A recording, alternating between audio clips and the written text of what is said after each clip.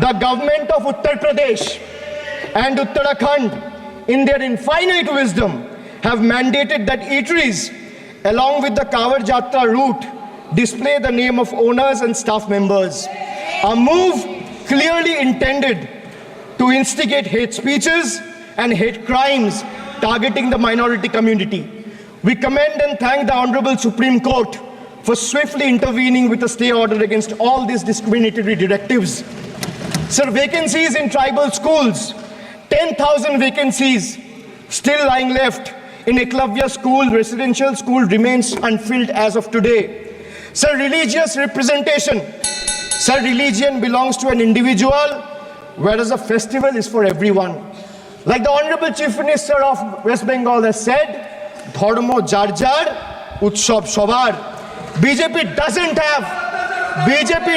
have a single Muslim MP. Sir, listen to this. The whole country needs to know.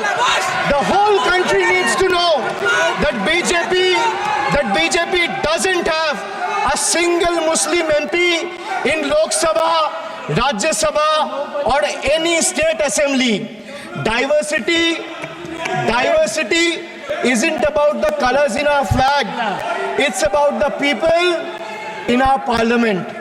So the absence of diversity in parliament has tangible consequences in the past.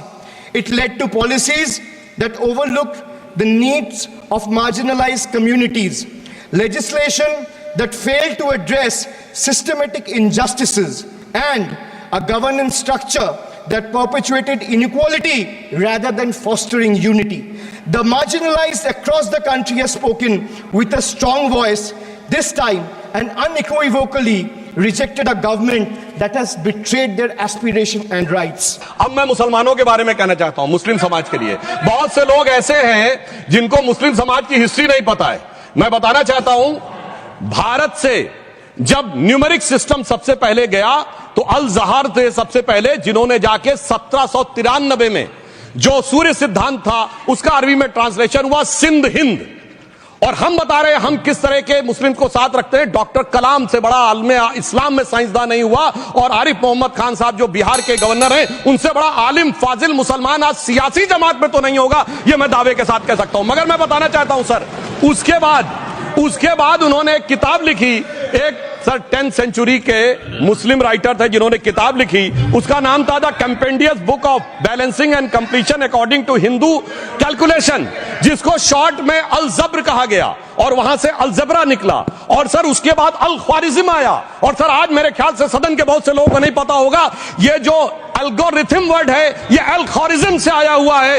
एक जमाने में इस्लाम में बैतुल हिकमत था, यानी वो सबसे बड़ा हिकमत का केंद्र था, जब एक से एक लोग होते थे। बहुतों को नहीं पता होगा कि कोलंबस ने जिस नक्शे के थ्रू दुनिया ट्रेवल किया था वो बनाने वाला भी एक मुस्लिम था, अल इदरीसी।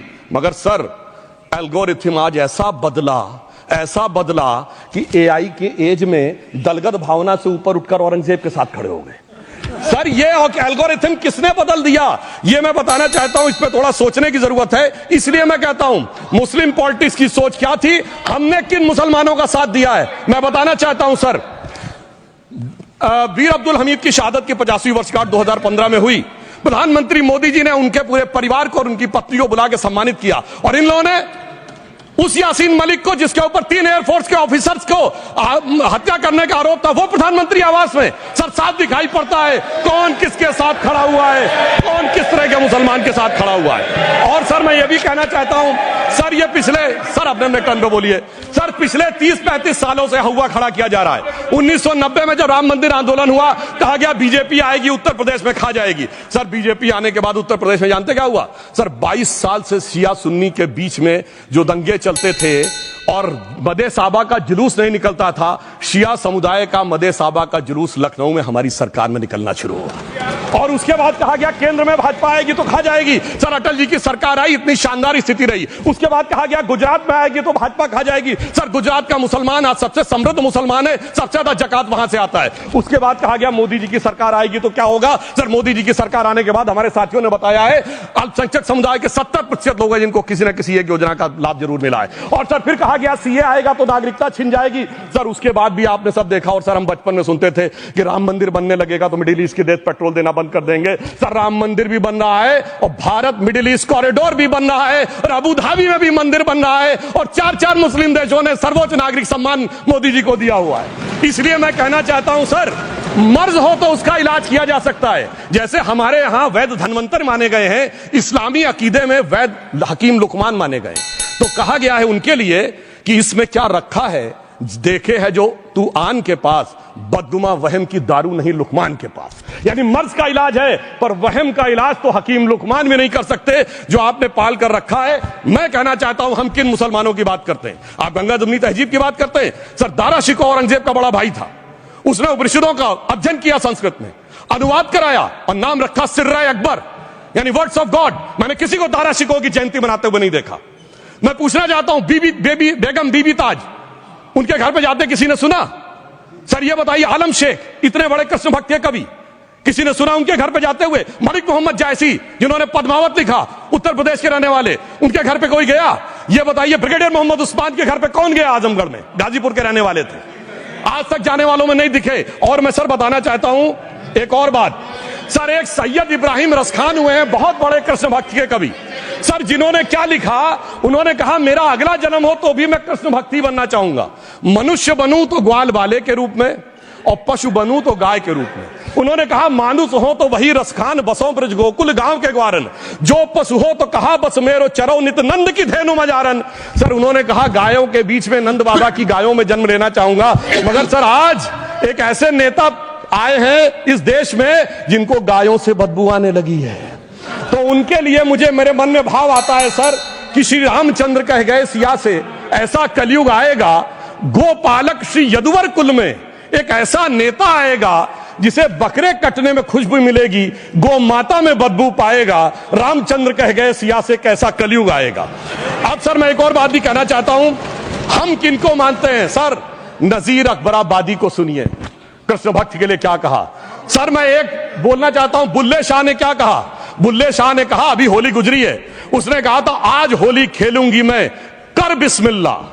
उन्होंने आगे कहा अलस्तु बिरबिकुम, प्रीतम बोले, सब सखियों ने घूंघट खोले, नाम नबी की रतन चढ़ी, सुनिएगा, नाम नबी की रतन चढ़ी और बूंद पड़ी अल्लाह अल्लाह, आज होली खेलूंगी मैं, कर बिस्मिल्लाह। तो मैं भी कहता हूं अब बिस्मिल्लाह करिए और उसके बाद हमारे इस सहयोग करिए, इस सकारात्मक उसका, वरना अल्हम्दुलिल्लाह जो हम मुसलमानों के लिए और देश के लिए करना चाहते हैं उसमें हमें सफलता जरूर मिलेगी।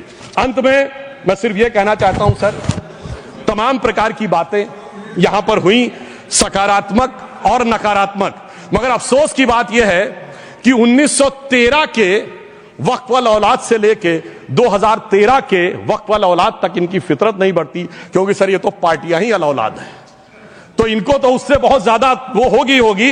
पर मैं सिर्फ अंत में कहना चाहता हूं सर, अपनी सोच बदलिए। आप जिस कश्ती पे सवार होकर इस दरिया को पार करने की कोशिश कर रहे हैं, पिछले 75 साल में नहीं कर पा रहे हैं, 10-12 साल में बहुत हिचकोले खा रहे हैं, तो कश्ती और रास्ता बदलिए। तो इनके लिए अंत में एक पंक्ति कहते हुए बात समाप्त करना चाहूंगा कि इन्होंने कश्ती भी नहीं बदली, दरिया भी नहीं बदला, पर इन डूबने वालों का जज्बा भी नहीं बदला, पर है शौक सफर ऐसा, एक उम्र हुई हमने मंजिल भी नहीं पाई, रास्ता भी नहीं बदला।